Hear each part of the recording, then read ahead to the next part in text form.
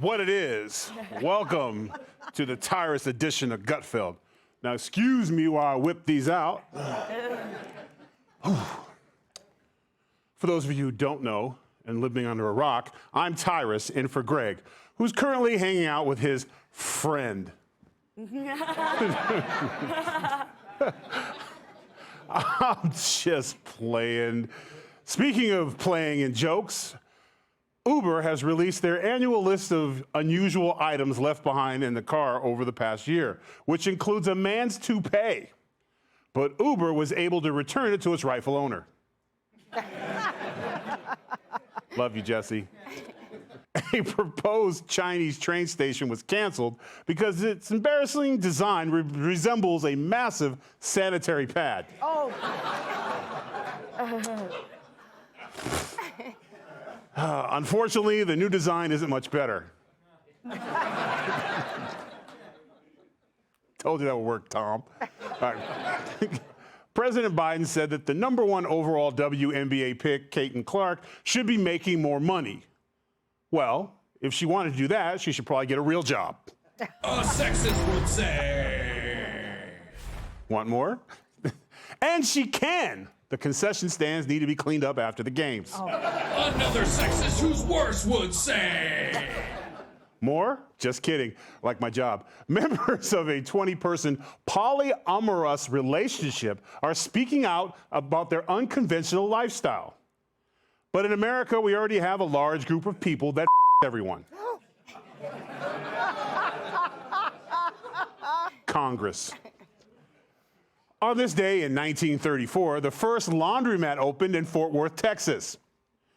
And you'll never guess who was there to cut the ribbon. Okay, let's get serious and let's do the monologue. Tonight, I want to talk about opinions. I'm going to share mine, and you can all yell at your TV. These days, opinions are like genders. Everyone has 50, which is about 48 more than you need. It's like Doritos. You can have a million flavors, but we only really need 2. Because when it comes to our national discourse, not all opinions are created equal. It's how dumbasses drown out the voices of reason. Just because you're louder doesn't mean you're smarter. Otherwise, MSNBC would be full of geniuses. Look, to have a good opinion, you got to do a little work. Just having feelings isn't facts. Glancing at information and freaking out. What's an opinion without facts? Basically, it's a tantrum, a shouting match, or worse, both. You can have an opinion, and so can somebody else, and then 2 people argue over their opinion like both are spitting facts. And then just when you think the conversation couldn't get any worse, opinion's drunk-ass inbred cousin shows up, feelings. And feelings are lies that we tell ourselves to make ourselves feel better about being a dumbass. The facts should determine your feelings, not the other way around. If you start with your feelings, the facts become irrelevant, and that's bad. We have too many people in charge who are just fact up. They don't know what the fact they're doing or talking about. Here's some examples. It is simple. You name the crime. Did you watch him steal something? Corruption statutes, RICO and conspiracy. What is it? What is the crime, sir?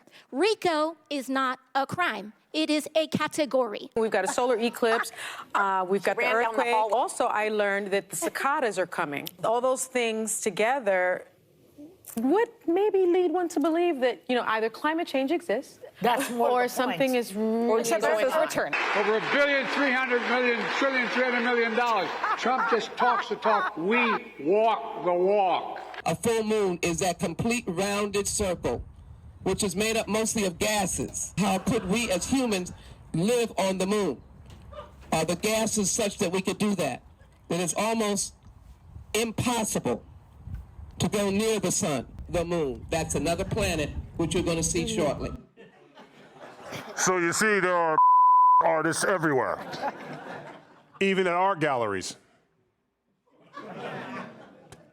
But they would tell you, it's my feeling, so it's my truth. No, it's your What these geniuses are missing is that you need knowledge and information with experience. I'll say it again, kids, experience. Let's all say it together, experience.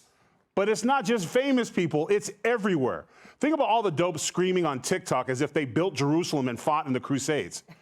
That's like if I watched a documentary on childbirth, then started lecturing women about how they should cross their legs when they have the baby, because nobody wants to see that. But then again, I'm not the one to talk about birth control. When I take a family photo, we have to book multiple days. My daughter got it. Daddy, who are all these people? Siblings. But this is how and why we see no debates with the woke or the protesters for Hamas. The problems with those feelings is they don't have to be true or even logical. That's how you end up with queers for Palestine, who I'd call hens for Chick-fil-A.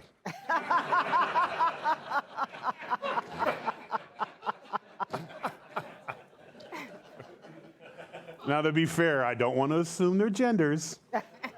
But whenever they are called out on it, they can't answer or they get triggered. The good news is, when presented with facts, most normal people can change their minds. Remember this? We're doing a quick petition to help Hamas free Palestine. You're all in? All right.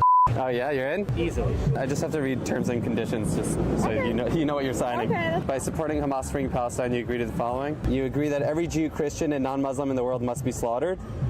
I don't know about that one. You endorse making homosexuality punishable by jail or death.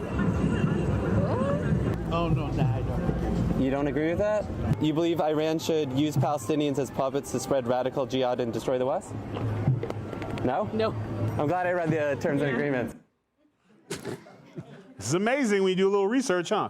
But people like that who are willing to listen are the exception these days. Those are the ones we need to reach instead of giving the spotlight to people who don't know what the fact they're talking about. But that's just my opinion. Hashtag enough said. All right, let's welcome tonight's guest. Like a NASCAR race, she's loud, fiery, and loved by white people. New York Times best-selling author and Fox News contributor, Kat Timpf. He's picked up more men than Heidi Fleiss. Actor, pro wrestler, and co-host of Tyrus and the Wise Men podcast, Aaron Haddad. She's named after my favorite president and his favorite dance, reality TV star and lawyer Reagan Charleston. She's been in more men's locker room than Axe body spray. Former NFL sideline reporter, the one, the only, legendary Michelle Tafoya.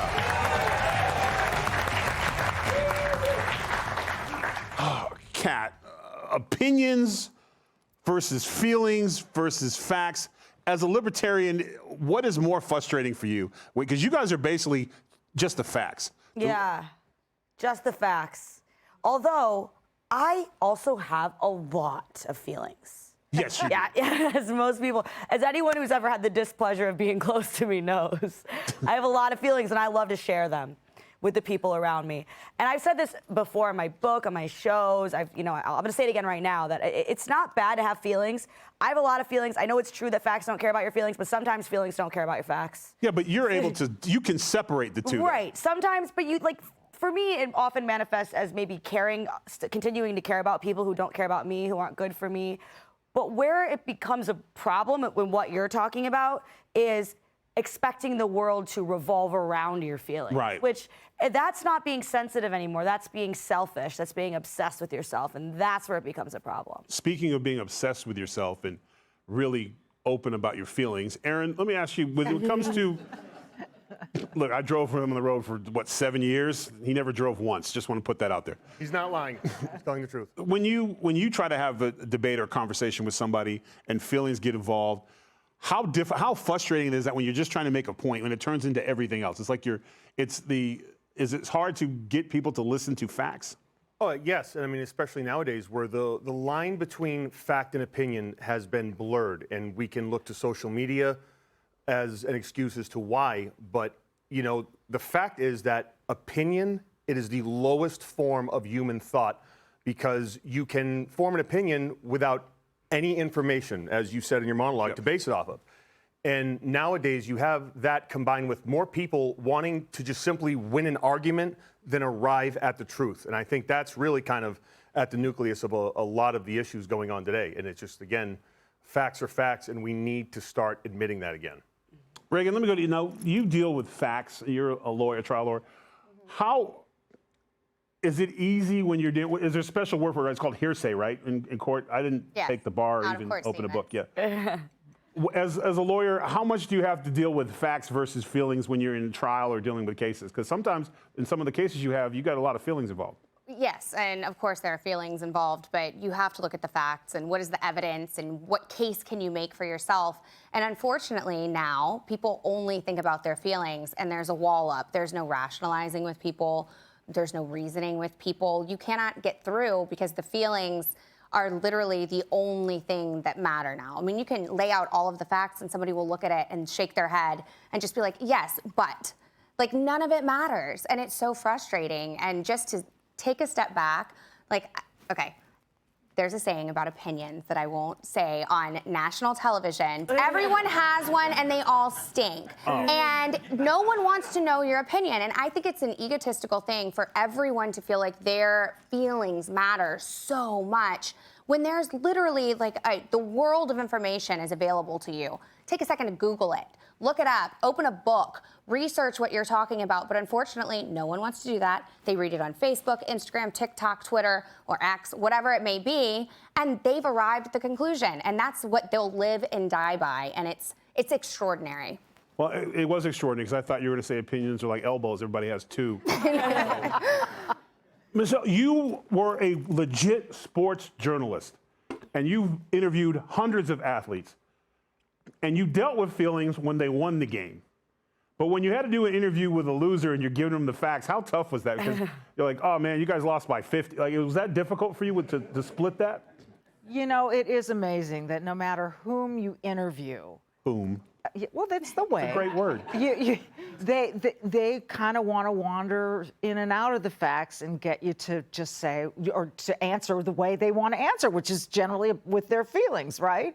Where this gets kind of scary is now in a high school debates across the country, judges in high school debates will actually say, if you are going to use the name Trump in your debate, you are not allowed in my debate. You may not debate here. You will lose. Or if you are going to argue that Israel is a force for good, don't even bother showing up. This is true. And so now there are some small debate organizations popping up for high schoolers so that they can actually debate like facts instead of worrying about what the judge feels about it all. But that's how far gone this is, and that's what's a little scary about it. Why even call it a debate? What's the point? There is no point. Yeah, that's why we don't have them anymore. Exactly.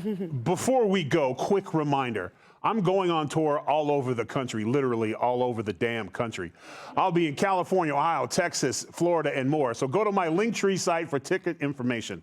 Okay, look, you guys know I hate those damn rhymes. Hey, Sean Hannity here. Hey, click here to subscribe to Fox News YouTube page and catch our hottest interviews and most compelling analysis. You will not get it anywhere else.